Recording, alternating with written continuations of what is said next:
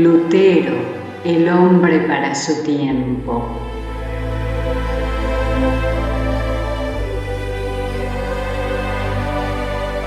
Martín Lutero sobresale claramente de entre los que fueron llamados a conducir a la Iglesia desde la oscuridad del papismo hacia la luz de una fe más pura. Sin conocer otro temor fuera del temor de Dios y sin aceptar ningún fundamento para la fe fuera de las Sagradas Escrituras, Lutero fue el hombre para su tiempo. Pasó sus primeros años en el humilde hogar de un campesino alemán. Su padre quería que fuera abogado, pero Dios se proponía hacer de él un constructor del gran templo que se estaba levantando lentamente a lo largo de los siglos. Las durezas de la vida, las privaciones y la severa disciplina fueron la escuela en la que la infinita sabiduría preparó a Lutero para la misión de su vida. El padre de Lutero era un hombre de mente activa. Su sentido común lo llevó a considerar el sistema monástico con desconfianza. Quedó muy disconforme cuando Lutero, sin su consentimiento, entró en un monasterio. Pasaron 2 años antes de que el padre se reconciliara con su hijo, y aún entonces sus opiniones seguían siendo las mismas. Los padres de Lutero trataron de instruir a sus hijos en el conocimiento de Dios. Hicieron esfuerzos fervientes y perseverantes con el fin de preparar a sus hijos para una vida de utilidad. A veces demostraron excesiva severidad, pero el reformador mismo halló en la disciplina de ellos más cosas dignas de aprobación que de condenación. En la escuela Lutero fue tratado con dureza y aún con violencia. A menudo sufrió hambre. Las ideas religiosas que entonces prevalecían, lóbregas y supersticiosas, lo llenaban de temor. Solía ir a la cama con el corazón lleno de pesar, con un constante terror ante el pensamiento de que Dios era un tirano cruel antes que un Padre celestial bondadoso. Cuando entró en la Universidad de Erfurt, sus perspectivas eran más favorables que en sus primeros años. Sus padres, mediante el trabajo y la laboriosidad, habían adquirido estabilidad económica y podían prestarle toda la ayuda necesaria. Además, amigos juiciosos aminoraron los efectos sombríos de su educación anterior. Con influencias favorables, su mente se desarrolló rápidamente. Una aplicación incansable lo colocó muy pronto entre los más destacados de sus compañeros. Lutero no dejaba de empezar todos los días con oración y su corazón suspiraba continuamente pidiendo la dirección divina.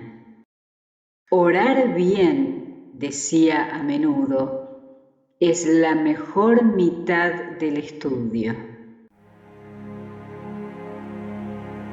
Un día en la biblioteca de la universidad descubrió una Biblia en latín, libro que jamás había visto. Había oído porciones de los evangelios y de las epístolas que él suponía que constituían la totalidad de la Biblia. Ahora por primera vez contemplaba toda la palabra de Dios. Con reverencia y admiración hojeaba las sagradas páginas y leía por sí mismo las palabras de vida, deteniéndose para exclamar: «Ojalá que Dios me concediera poseer este libro». Los ángeles estaban a su lado. Rayos de luz de Dios revelaron tesoros de verdad a su entendimiento. La profunda convicción de su condición de pecador lo dominó como nunca antes. El deseo de hallar la paz con Dios lo llevó a dedicarse a la vida monástica. En ella se le pidió que realizara los trabajos más humildes y que pidiera limosna de puerta en puerta. Pacientemente soportó esta humillación, creyendo que era necesaria a causa de sus pecados. Privándose del sueño y aún del tiempo dedicado a sus escasas comidas, se deleitaba en el estudio de la palabra de Dios. Había encontrado un ejemplar de la Biblia encadenado al muro del convento y allí recurría a menudo. Llevaba una vida muy rigurosa, tratando mediante el ayuno, las vigilias y los azotes de dominar los males de su naturaleza. Si alguna vez un monje pudiera obtener el cielo por sus obras monásticas, yo ciertamente tendría derecho a ello. Si hubiera continuado mucho tiempo más, mis mortificaciones me habrían llevado aún hasta la muerte. Pero a pesar de todos sus esfuerzos, su alma cargada no encontró alivio. Finalmente llegó al límite de la desesperación. Cuando parecía que todo estaba perdido, Dios le dio un amigo. Stapes ayudó a Lutero a comprender la palabra de Dios y le pidió que dejara de mirarse a sí mismo y fijara la vista en Jesús. En vez de torturarte debido a tus pecados, arrójate a los brazos del Redentor. Confía en Él, en la justicia de su vida, en la expiación de su muerte. El Hijo de Dios se hizo hombre para darte la seguridad del favor divino. Ama al que te amó primero. Sus palabras dejaron una profunda impresión en la mente de Lutero. Su alma afligida se vio inundada de paz. Luego de ser ordenado sacerdote, Lutero fue llamado a dictar cátedra en la Universidad de Wittenberg. Comenzó a dar clases sobre los salmos, los evangelios y las epístolas, que fueron escuchadas por multitudes y causaron deleite entre sus oyentes. Stapes, su superior, le instó a ocupar el púlpito y predicar. Pero Lutero se creía indigno de hablarle al pueblo en el nombre de Cristo. Solo después de una larga lucha accedió a los pedidos de sus amigos. Era poderoso en las Escrituras y la gracia de Dios descansaba sobre él. La claridad y el poder con los que presentaba la verdad convencían a sus oyentes y su fervor conmovía los corazones. Lutero, que todavía era un sincero hijo de la Iglesia papal, nunca tuvo un pensamiento de que alguna vez podría abandonar la Iglesia. Inducido a visitar Roma, realizó su viaje a pie y se alojaba en los monasterios del camino.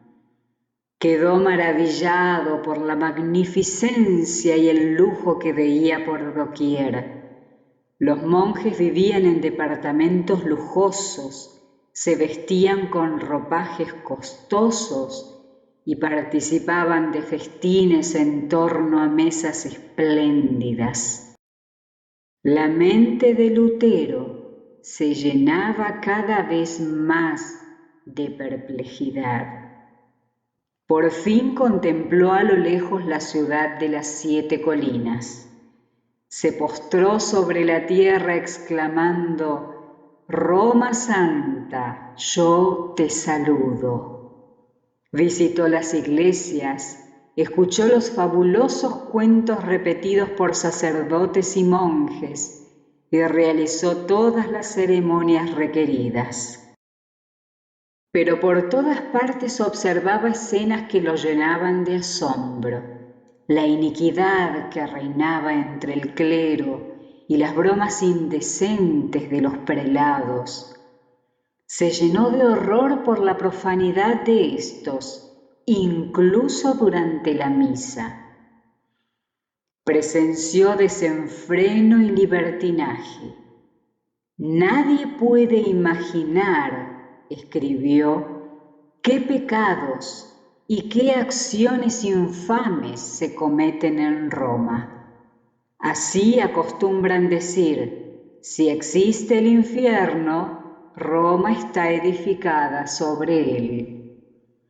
Se había prometido una indulgencia por parte del Papa para todos los que subieran de rodillas la escalera de Pilato, que se decía había sido milagrosamente transportada desde Jerusalén hasta Roma. Lutero estaba un día ascendiendo sus escalones cuando le pareció oír una voz atronadora que decía: «El justo vivirá por la fe». De un salto se puso de pie con vergüenza y horror. Comenzó entonces a ver más claramente que nunca la falsedad de confiar en las obras humanas para la salvación. Le dio las espaldas a Roma. Desde ese momento la separación fue aumentando, hasta que cortó toda conexión con la Iglesia papal. Después de regresar de Roma, Lutero recibió el título de doctor en teología. Ahora se hallaba en libertad para dedicarse al estudio de las Escrituras, a las que tanto amaba. Había formulado un voto solemne de predicar con fidelidad la palabra de Dios y no la doctrina de los papas. Ya no era sencillamente un mero monje, sino el heraldo autorizado de la Biblia, llamado como un pastor para alimentar el rebaño de Dios que estaba hambriento y sediento de la verdad. Declaró finalmente que los cristianos no deben recibir otras doctrinas que aquellas que tienen base en la autoridad de las Sagradas Escrituras. Multitudes escuchaban con interés y atención sus palabras. Las buenas noticias del amor del Salvador y la seguridad del perdón y de la paz por medio de su sangre expiatoria regocijaban sus corazones. En Wittenberg se encendió una luz cuyos rayos aumentarían en brillo hasta el final del tiempo. Pero entre la verdad y el error existe un conflicto. Nuestro Salvador mismo declaró: «No vine a traer paz, sino espada». Dijo Lutero unos pocos años antes de iniciada la Reforma: «Dios me empuja, deseo vivir tranquilo, pero me veo lanzado en medio de tumultos y revoluciones».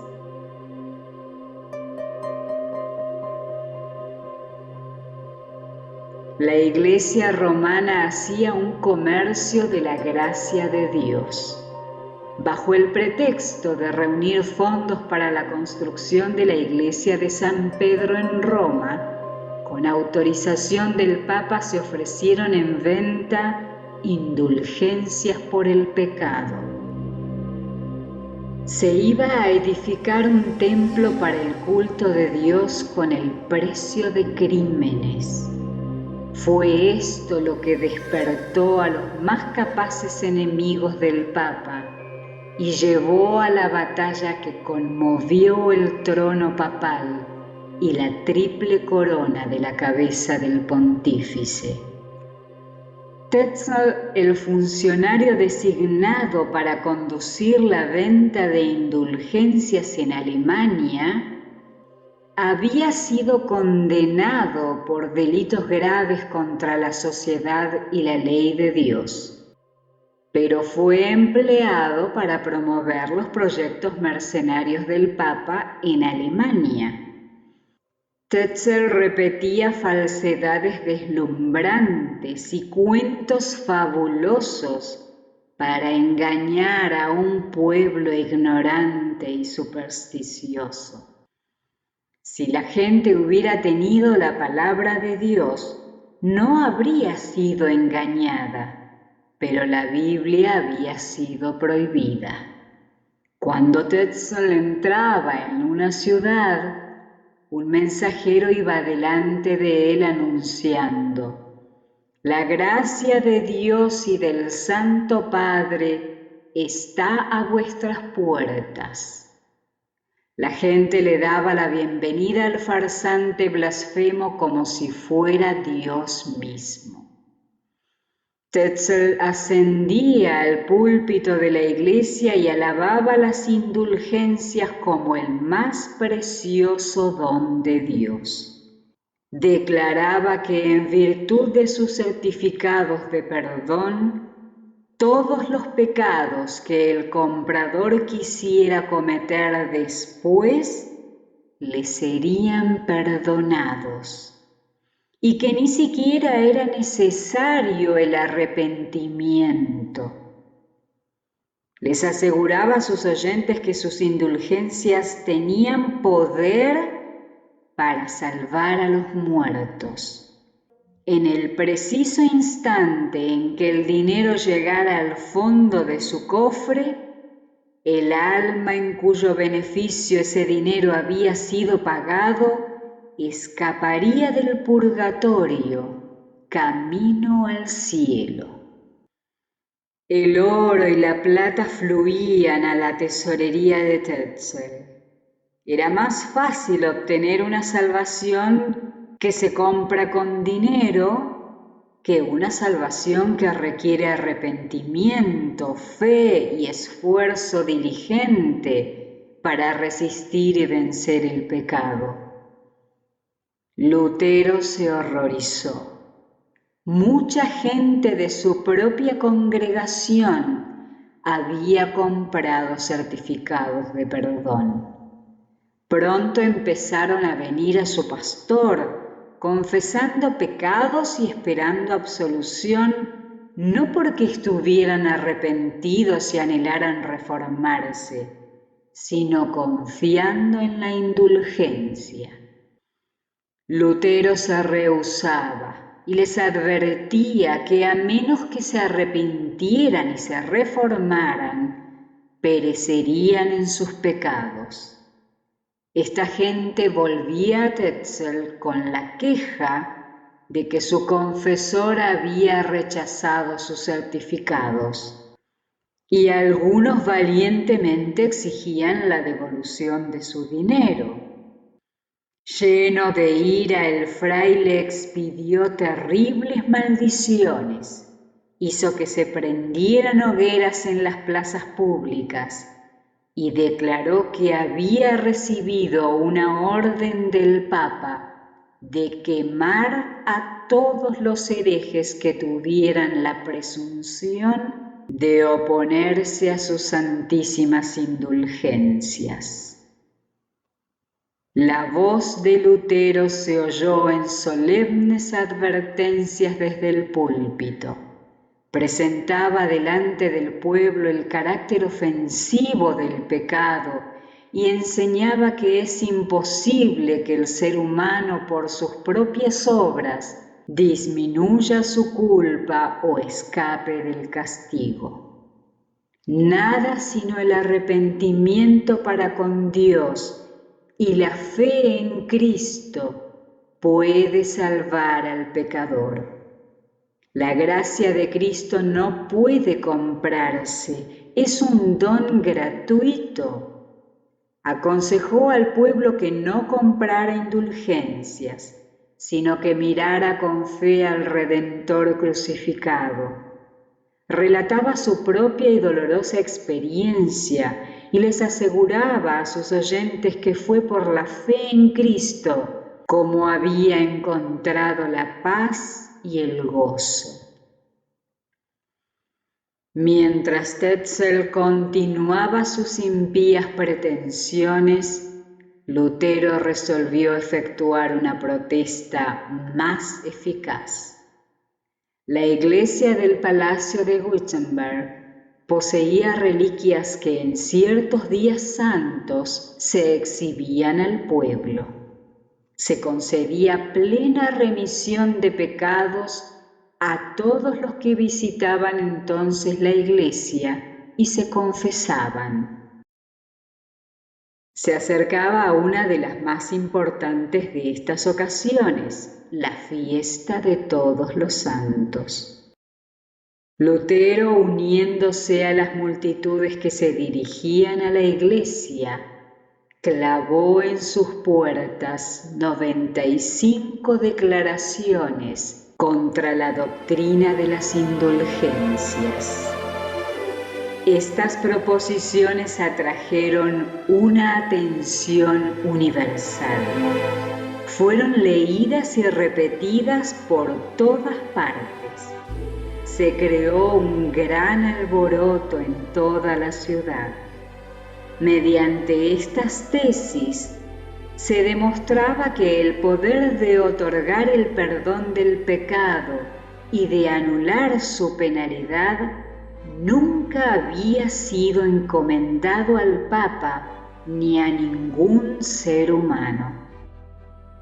Se mostraba claramente que la gracia de Dios se concede gratuitamente a todos los que lo buscan por medio del arrepentimiento y la fe. Las tesis de Lutero se esparcieron por toda Alemania y después de unas pocas semanas se divulgaron por toda Europa. Muchos devotos romanistas leían estas declaraciones con gozo al reconocer en ellas la voz de Dios. Sentían que el Señor había extendido su mano para detener la creciente ola de corrupción que partía desde Roma. Príncipes y magistrados se regocijaban secretamente en que se pusiera límites al poder arrogante que negaba todo derecho a apelar contra sus decisiones. Los eclesiásticos astutos, viendo sus ganancias en peligro, se enfurecieron. El reformador tuvo que hacer frente a terribles acusadores. ¿Quién no sabe, respondía él, que rara vez un ser humano presenta alguna idea nueva sin ser acusado de suscitar problemas? ¿Por qué se les dio muerto a Cristo y a todos los mártires? Porque presentaron novedades sin haber aceptado humildemente primero el consejo de los representantes de las opiniones antiguas. Los reproches de los enemigos de Lutero, la tergiversación que realizaron de sus propósitos y las observaciones maliciosas que hicieron de su carácter lo abrumaron como un diluvio. Él había estado confiado de que los dirigentes alegremente se unirían con él en la reforma. Había previsto una época más brillante que amanecería para la Iglesia. Pero el apoyo se volvió censura. Muchos dignatarios de la Iglesia y del Estado pronto se dieron cuenta de que la aceptación de estas verdades prácticamente minaría la autoridad de Roma, detendría millares de caudales que ahora fluían hacia la tesorería y así restringiría el lujo de los dirigentes papales. Enseñarle al pueblo a fijar su mirada solo en Cristo para ser salvo, derrocaría el trono del pontífice y finalmente destruiría la autoridad de ellos mismos. De manera que se pusieron en contra de Cristo y la verdad al oponerse al hombre que el Señor había enviado para iluminarlos. Lutero temblaba cuando se contemplaba a sí mismo, un solo hombre oponiéndose a los más poderosos de la tierra. ¿Quién era yo?, escribe, para oponerme a la majestad del Papa, ante quien los reyes de la tierra y todo el mundo tiemblan? Nadie sabe cuánto sufrió mi corazón durante esos primeros 2 años y a qué profundidad caí en mi desaliento e incluso desesperación. Pero cuando el apoyo humano fallaba, el reformador ponía su mirada solamente en Dios. Podía descansar con seguridad en el brazo todopoderoso. Lutero le escribió a un amigo: tu primer deber es comenzar con oración. No esperes nada de tus propios trabajos, de tu propia comprensión. Confía solamente en Dios y en la influencia de su espíritu. Esta es una lección de importancia para los que sienten que Dios los ha llamado a presentar ante los demás las solemnes verdades de este tiempo. En el conflicto de los poderes del mal se necesita algo más que el intelecto y la sabiduría humanos.